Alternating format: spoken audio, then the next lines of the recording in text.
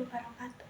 Halo semuanya, kembali lagi bersama saya Lia. Pada kesempatan kali ini saya akan membahas sebuah kasus mengenai Jennifer Pan.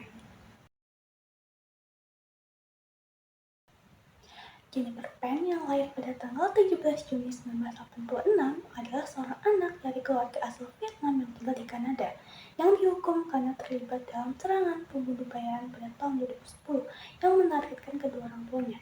Dalam insiden tersebut, ia membunuh ibunya dan melukai ayahnya. Jennifer dikenal sebagai anak emas di mata orang tuanya.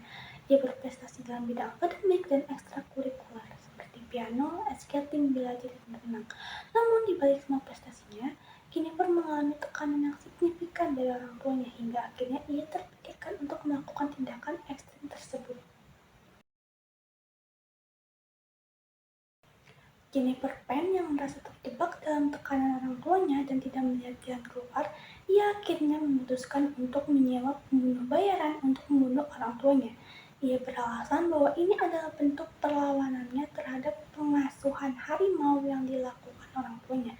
Lalu pada tanggal 8 November 2010, pembunuh bayaran yang disewa Jennifer Pan masuk ke rumahnya dan menembak orang tuanya. Ibunya meninggal dunia sedangkan ayahnya selamat tapi mengalami koma.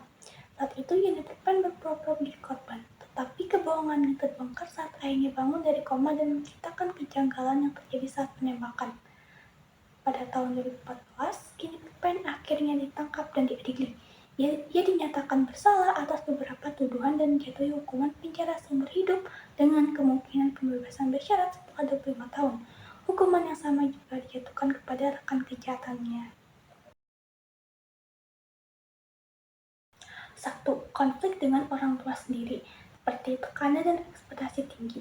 Jennifer Pan menghadapi tekanan dan ekspektasi tinggi dari orang tuanya yang merupakan imigran Vietnam yang bekerja keras untuk memberikan kehidupan yang baik bagi anak-anak mereka. Kedua itu gaya pengasuhan harimau. Orang tua Jennifer menerapkan gaya pengasuhan harimau yang dikenal dengan sifat disiplin dan keras. Jennifer merasa tertekan dan terkekang. Selanjutnya itu ketidakmampuan berkomunikasi.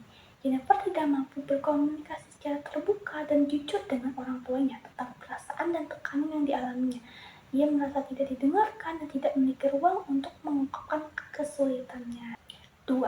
Konflik dengan keluarga, seperti perbedaan nilai dan harapan. Konflik Jennifer dengan orang tuanya mencerminkan perbedaan nilai dan harapan antar generasi dalam keluarga. Jennifer menginginkan kebebasan dan otonomi, sementara orang tuanya itu menekankan nilai-nilai tradisional dan disiplin. Selanjutnya itu kurangnya dukungan. Jennifer merasa tidak mendapat dukungan dari keluarganya yang cenderung mendukung keputusan dan tindakan orang tuanya. Terakhir itu ketidakmampuan mengerti.